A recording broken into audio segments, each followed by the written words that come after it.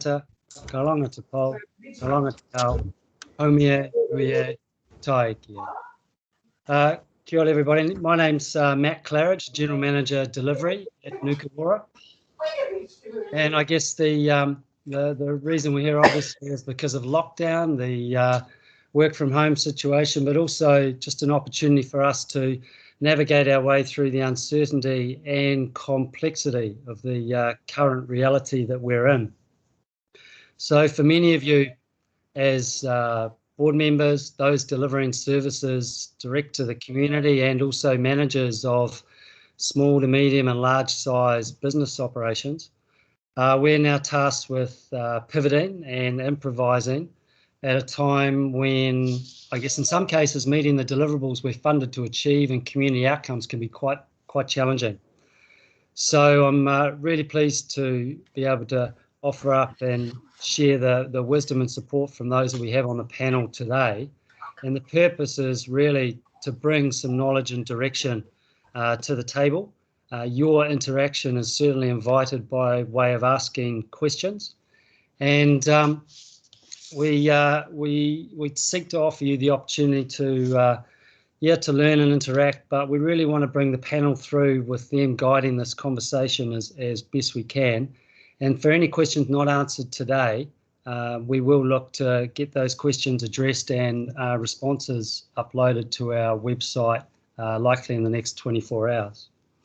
So from a format point of view, I'll individually bring each panelist into their speaking role, and they'll speak for sort of anywhere from 3 to 5 minutes on their topic.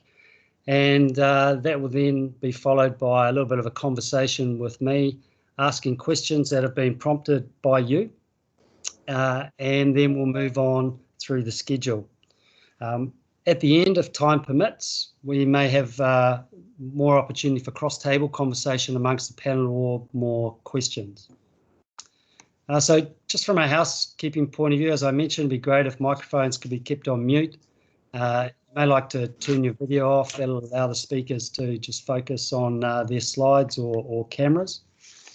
And please note, we are recording this for the purpose of uploading to YouTube for others to view later tonight. It'll be more popular than Netflix, I'm sure. Okay, speaker introductions. So I'm going to run through everybody very briefly. First of all, we'll have Colin Stone, Regional Partnerships Manager from Sport NZ. Colin will provide a bit of information and update on really what the levels are going to mean for us as we move back down them at some point, and hopefully a little bit about contact tracing.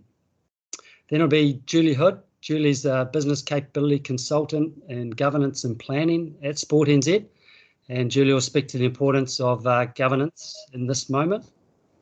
Third, Mike Knell, CEO of New Zealand Community Trust, provides us obviously with a very important funders perspective. And then Baubre Murray, Chartered Accountant, Chair of the Nuku Ora Audit and Risk Committee, and also, as I just found out, author of a book called Stop Worrying About Money. Fifth is Miett. Miett is Project Manager for the Business Support Platform at Nuku Ora, and Miett will talk to the HR and financial services support that is available through the business support platform. Okay, Colin, going to bring you up into the screen there, and you can start us off with your Sport NZ update. Yeah, sure. Thanks, Matt. Kia ora tātou, everyone. Look, just a brief update really from us at the moment. Things are as they seem to be at the beginning of these pandemic outbreaks. A little bit fluid, but you know, this is very much the same as what we went through last time, but it is different, and obviously it's different because we're dealing with the more transferable Delta virus. I think you know, when we're in level 4, the lockdown concept is kind of more easily understood. Where it gets confusing for the sector is when we start to drop down the levels, and that is the area at the moment which remains quite fluid. So just to give sort of a bit of a generic update for the moment, and stuff you may already be aware of, but it's probably pays just to give a bit of a generic update. The COVID-19 website provides guidance on what businesses and organisations need to do to comply. And at the moment, our policy team will be working with MB to try and determine what that actually means for our sector. And obviously, as soon as those interpretations are understood, they will be put on the Sport New Zealand website. And with that, I should explain that all the guidance and direction comes from the Office of the Prime Minister and Cabinet, and that's in liaison with MB and Ministry of Health. So other government agencies or Crown entities like Sport New Zealand, we actually find out the same time that everyone else finds out. And then for us, it's a case of scurrying around and trying to get an interpretation on that from either MB or the Ministry of Health in terms of what that actually means for our sector. So you recall some of the sort of quirks that happened last year as we moved through the alert levels, and to pick out a couple of examples that we had last time when we were at level 3, and I should just say at the moment our policy team are currently working to understand the new level 3 in terms of this more transferable Delta virus. You will recall maybe from last year that we had exceptions made late in the piece for activities like greenkeepers and ground staff being able to get out and tend to their lush lawns. At the moment, those exemptions have been revoked. So we as Sport New Zealand have to go back in again and renegotiate on behalf of that part of the sector with the Prime Minister's office and Cabinet to get that exemption put in place. So the level 3 guidelines, as I say, are currently kind of being worked on. You'll also be aware that in the past, when we had level 3, we had low level activities like golf and tennis. These were negotiated at level 3 to be permissible because they were seen as low risk. Again, we're back to the same scenario. We have to renegotiate that with the Office of Prime Minister and Cabinet to get that reinstated. So things are particularly fluid in that space at the moment. Just in terms of Sport New Zealand, we've re-established the COVID response team, and they are now meeting 8:30 on a daily basis. And really at the moment, they're driven very much by questions that are coming from the sector and the intel that's coming from the sector. I know one of the things that many of you are burning to know about is around funding. And at this stage, there are no plans to introduce a community resilience type fund or a back to activity fund that we had last time round, but the situation is kind of being monitored absolutely daily. So clearly there was a review that went on after we had an extension here in Wellington and the rest of the country out to Friday in terms of level 4 lockdown, and that will happen again on a daily basis. So at the moment, in terms of funding the wage subsidy and also the resurgent support payments for businesses that suffer a reduction of 30% in revenue are the available funds. Now, having said that, our policy team are currently working to understand what that resurgent support payment means for not-for-profit organisations in the sports sector. So there isn't clarity on that at the moment, I'm afraid. I guess the important thing is that as the intel comes in and as the questions come in that drive some of our changes to the alert levels that appear on the Sport New Zealand website, that information is distilled and goes to our Minister, Minister Robertson, and obviously he takes that to Cabinet as well for some urgent decisions. The challenge will be that if the lockdown continues or if there is a slow progression through the alert levels, that's going to have a material effect onto the sector, and clearly then we need to make some real-time decisions about the sort of support we then provide to the sector. But at the moment it is very much seen as early days and a waiting game. So Matt, back over to you. I'm sure you've got questions based on that. I think you're on mute, mate. Thanks. Zoom 101. Hey, no, Colin, thanks. I appreciate the position you're in there, not being able to reveal too much because you don't know too much. However, if we look back to how things ran last year, coming out of lockdown and then down through the levels, one of the levels that came into play at one stage was the level 2.5. So just, are you able to talk us through the difference there between level 2 and level 3 and what it meant for sport? Yeah, so the as I understand it, the difference between 2 and 2.5 was the amount of people that can assemble. Under 2, it was up to 100, but for 2.5, which is what was introduced in when the Auckland outbreak happened, that was cut down to a minimum of, I think, around about 20-25 people. So that was the material difference. So look, again, in terms of the alert levels, they may change again. You know, the criteria of each alert level may change again, based on the fact that we're dealing with the Delta virus, and therefore things are a little bit are far more transferable. So at the moment, everything that's on the Sport New Zealand website in terms of the alert level is up to date. But you know, it's a fluid situation and things are changing daily. Yeah, great, Colin. Okay, I've got a question from Simon Lynn at Badminton North. And so I'll read through the whole question as it's written, and then we may just reframe it a little. Any guidance on how to comply with the mandatory record keeping requirements? So actually, I think that probably means in regards to contact tracing. And so Simon goes on to say, for a facility like theirs, where the majority of players can self-service at the location, what might it mean for them? Care to have a go at that, Colin? Well, I can give you a straightforward answer at the moment, is that there's no clarity at the moment. That is actually one of the key questions that's been dealt with by our policy team at the moment with MB. I mean, clearly there are scanning facilities at most facilities now, but it's the concept around the role of the organisation to make sure that people scan in is still being debated and has still got to be landed upon. So again, that's one of those fluid answers. So I'm afraid at this early stage, a lot of the answers to the questions will be that things are very fluid. Yeah. Okay. I appreciate that, Colin. Thank you. Thank you very much. So I don't have any other questions coming through the chat there. If they come up later, we may come back to you, Colin. Yeah. Sorry, what I was going to say there, Matt, as well. Please keep firing questions in to Nuku Ora and then subsequently on to us, because obviously we are trying to turn your questions into answers within 24 hours, and that will shape the direction of some of the actions and activities that we take as we move forward as rapidly as we possibly can. So we do welcome questions, because they fill the gaps and hopefully fill some of the loopholes that you may all be perceiving as organisations at the coalface.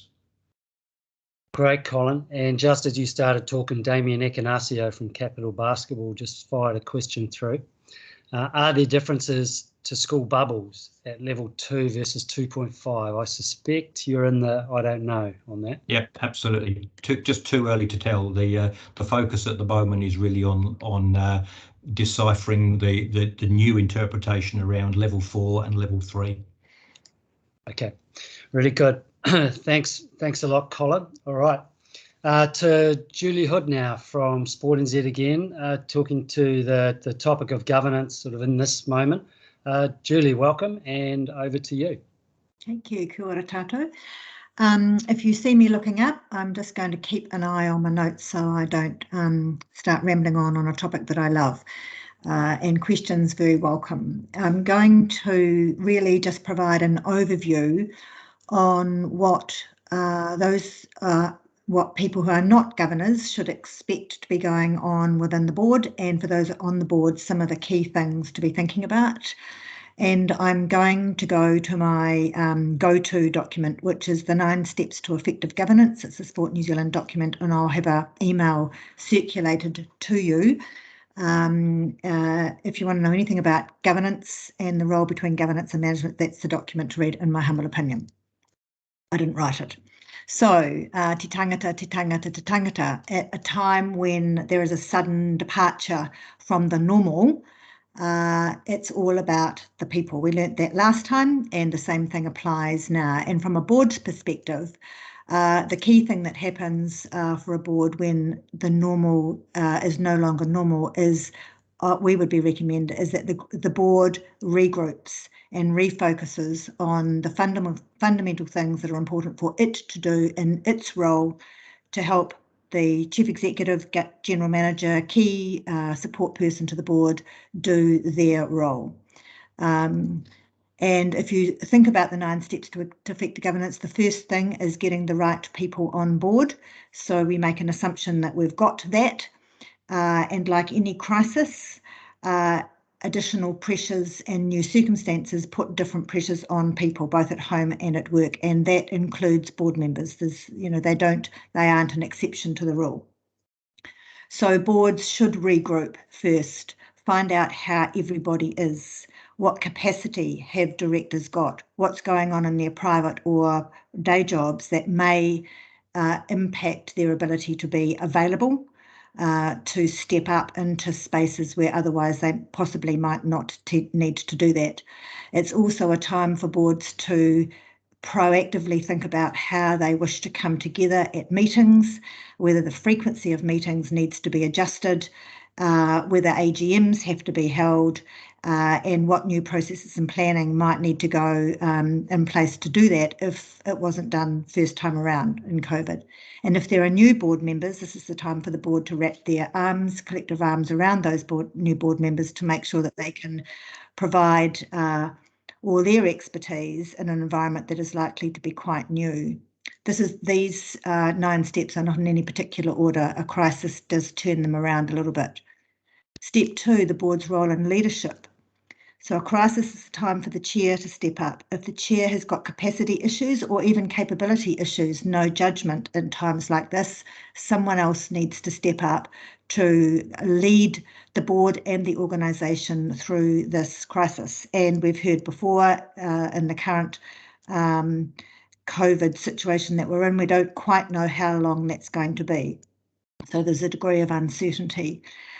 Every chair, whether it's the chair or a deputy chair, shouldn't do this alone, and we would be looking for chairs to seek trusted advisors and or mentors to help them transition this through, particularly if they've not done it before.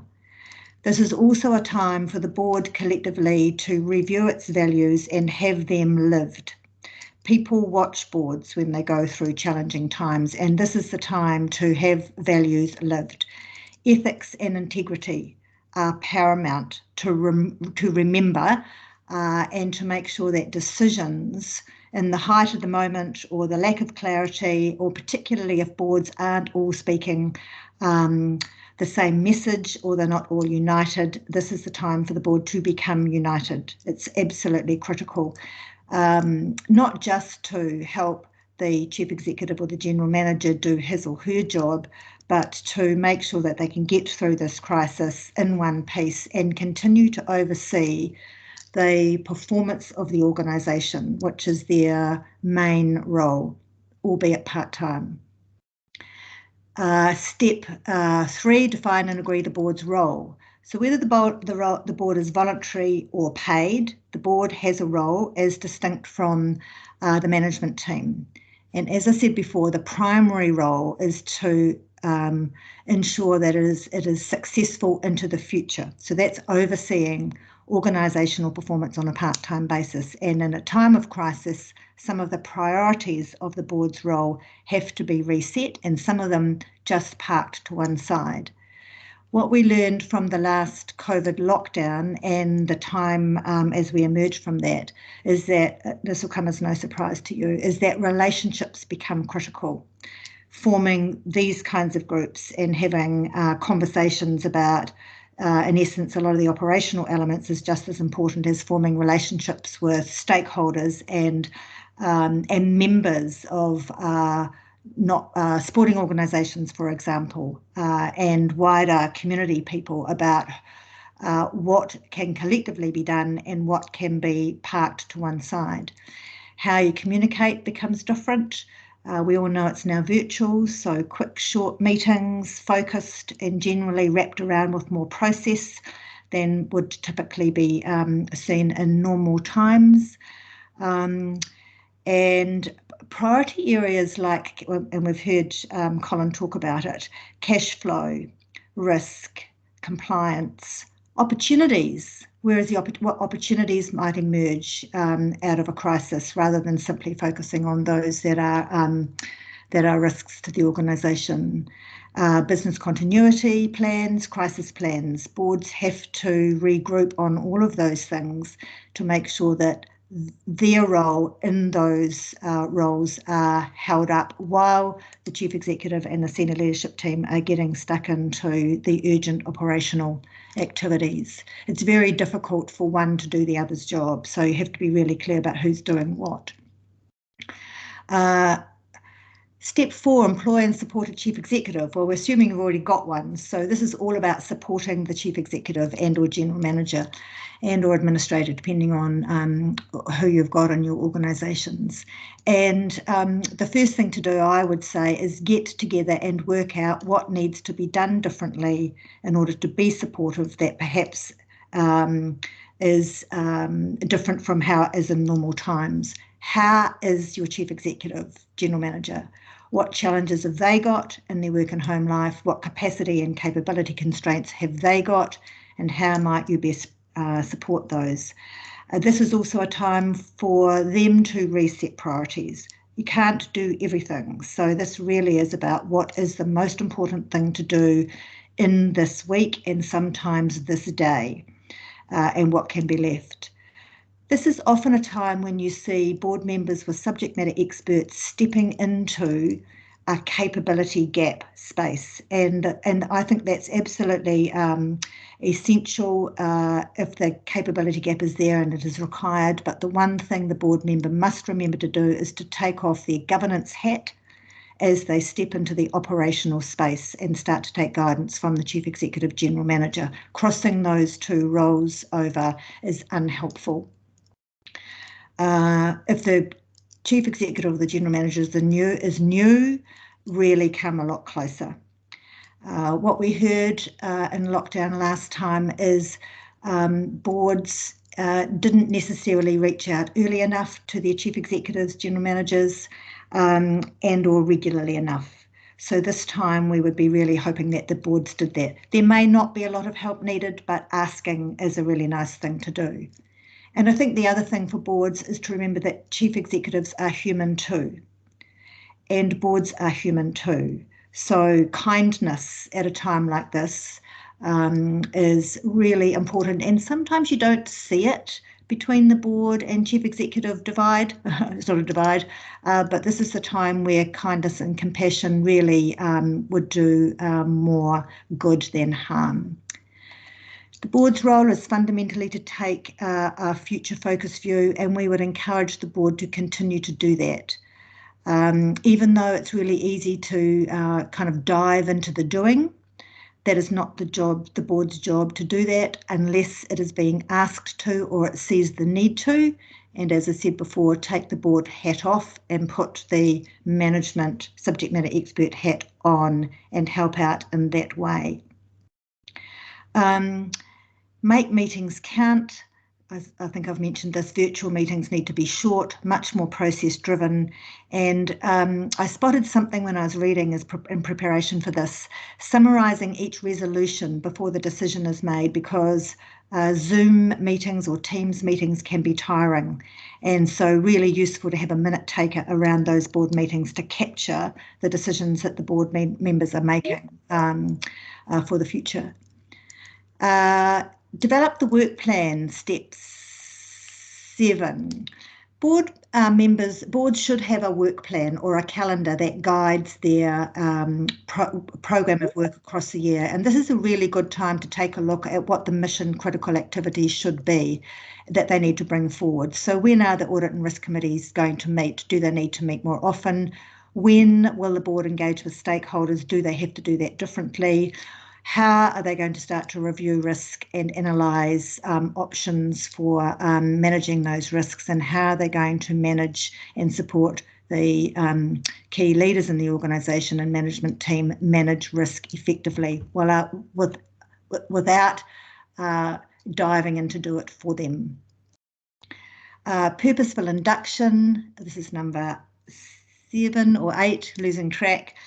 This is not probably the right time to be recruiting a new board member, but it's certainly a good time to be reminding board members of key policies that have been done in advance for times like this so that they're not having to reinvent the wheel. So pull out the charter, have a look at the key policies that relate to crisis management or delegations or risk management or financial management, and adapt those for the circumstances. They can be readapted later for normal times. And then regularly review the board's performance. This is something that they don't necessarily have to do a lot as they go, but it's not a bad thing at the end of each board meeting to check in and see, did the board do its best job in the current circumstances, and if not, how it might do it differently next time. But one thing the sector is generally not good at doing is when the crisis is over to come together and review how it went from a governance perspective, from a management perspective, and what could be done differently next time, because it really does help both at a policy and process level to refine at the back end of a crisis so that next time it is easier in some ways than it was when you started out the first time. So that was a bit of a high-level overview, capturing the things that I think the board should be thinking about, appreciating that they're human and they won't do everything right all the time. And I hope it's been useful, and I'm happy to take questions. So, Julie, thank you for that. That was really thorough, and I appreciate following the 9 steps of governance too as a logical framework there. There's no questions come through just yet. I have several, but I'm going to hold those for the end of the meeting if there's time. So thank you again.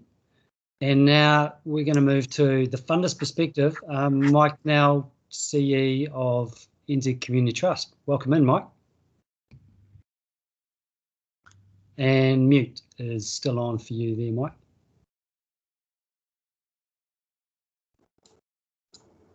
There we go. You got me now. Beauty. Learner's mistake. Kia ora katoa, everyone. Thanks for the opportunity. What I'll do is start off as I generally do with a bit of a declaration that I'll be speaking from a general perspective, and that'll be from NZCT's perspective rather than that of the sector voice G-means as I did during lockdown 2020. However, I'd suggest that the advice that I give and the sentiments are very similar in nature, and regardless of which society, they probably apply the same. Look, we're definitely in a different environment this time round than that which we faced in March of 2020. Midnight Tuesday, the 17th of August, all revenues in Class 4 ceased, and they will remain ceased until we get back to at least level 2, and even that will be at some restrictions. Thankfully, through ministerial support in 2020, we were able to get a relief package which for the first time enabled societies to hold some capital as reserves. So we're in a much healthier state as a sector to be able to continue to survive than that in which we were last year. The analogy that I normally go, it's a bit like in an aircraft. They tell you to put your oxygen mask on before helping others, including children. The simple message being is you have to survive first to be able to help anyone else. And that's no different in our space. So most governance trustees will take a very prudent and conservative approach. In saying that, we did have a working capital ratio of 1.5 to 1 provided by the relief package last time, and we have also got some relief under Regulations 10, which is the 40% distribution requirement, and Regulation 11, the timing in which those grants need to get out of the door. And saying that again, if we are prudent and conservative in our endeavours and expenditure, our cash burn rate should see us through this current lockdown and well into the future. However, survivability is demandant on that conservative approach. There's probably, Matt, 3 protocols that I wanted to talk around which will probably impact a lot of the people online. And one is the cancelled events due to COVID, particularly AIMS Games, you would have heard, and a lot of people travelling, etc., etc. What we suggest in those circumstances where recipients have already paid deposits or some expenditure incurred for those events that are now no longer taking place, that you try and seek return of those deposits and or credits. You'll remember last time Air New Zealand was quite good in putting credits in place for future travel. If these are deemed unrefundable and you can't provide proof of expenditure as part of the normal accountability process, then contact the society in question, and I'm sure you should be given quite a hearing as to how that accountability can be worked out.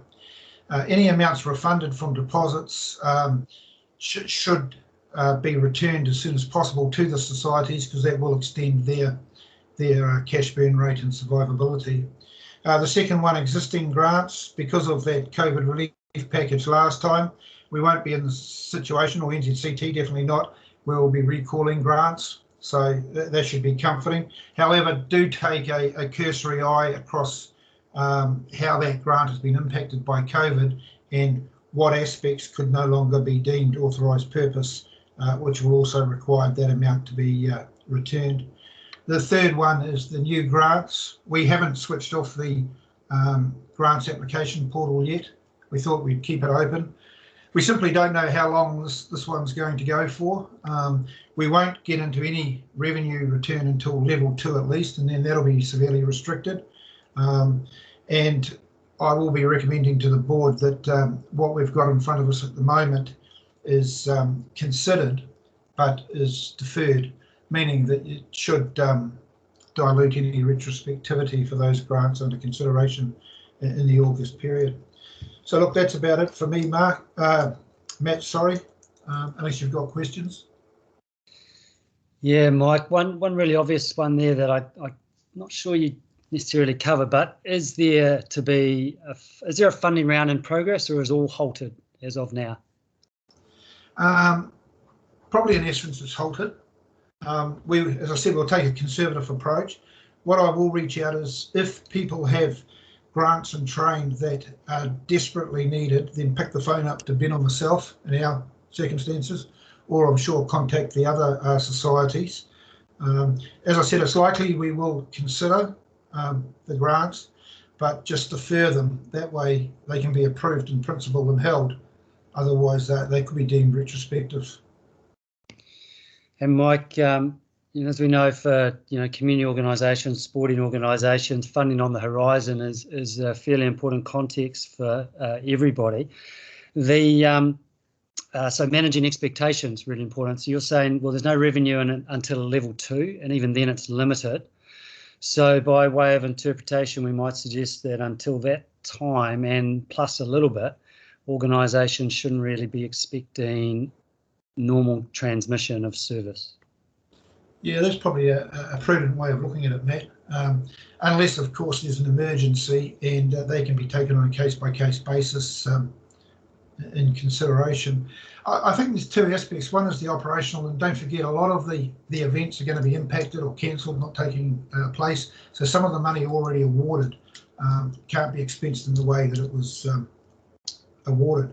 And then you've got capital projects. We've got some big ones, like the hockey turf out at Fraser Park, for one, that probably is going to be deferred a little bit.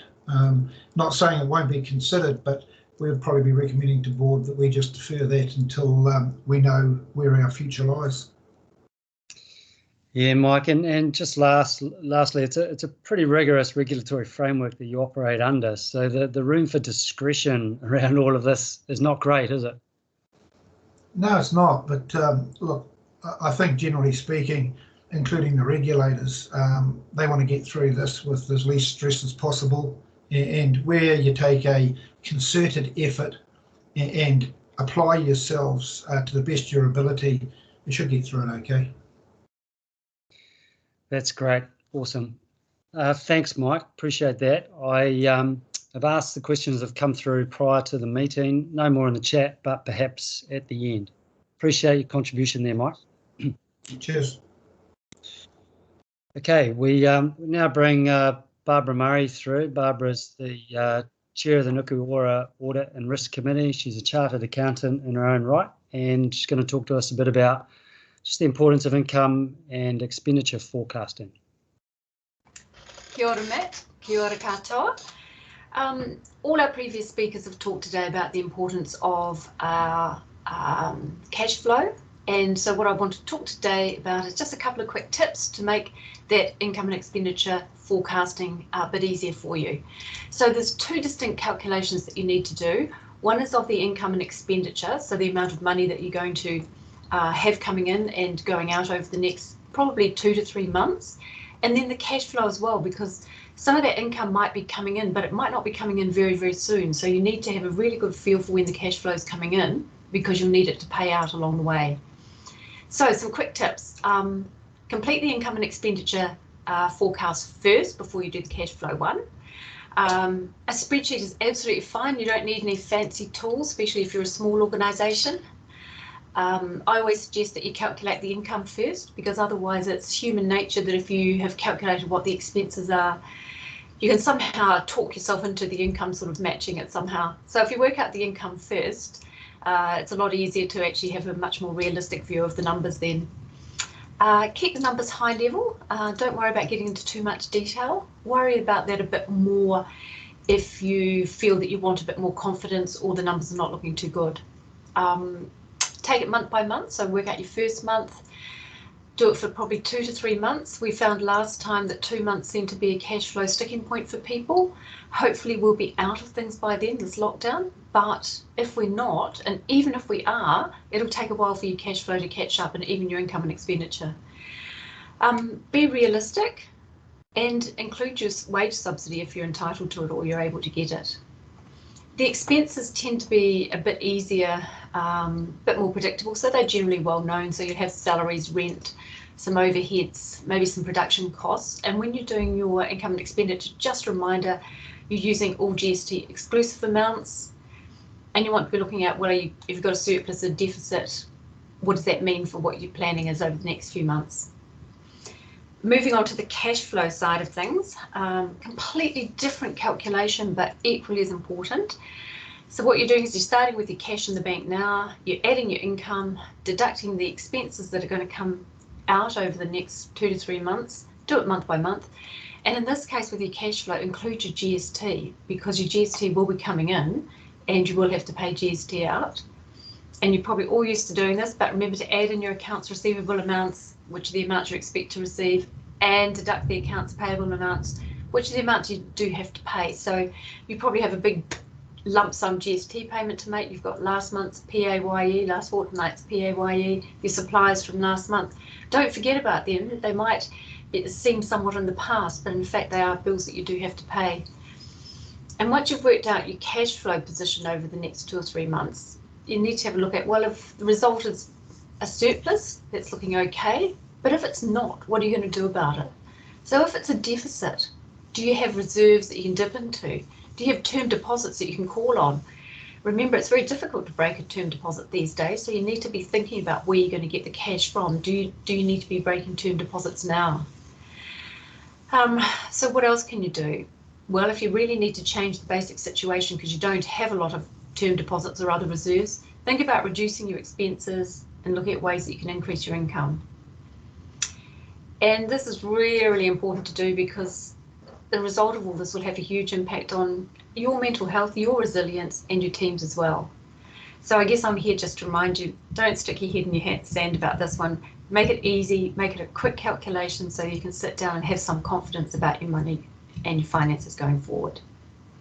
Thanks, Matt. Thanks, Barbara. I've got a couple of questions for you, if you don't mind.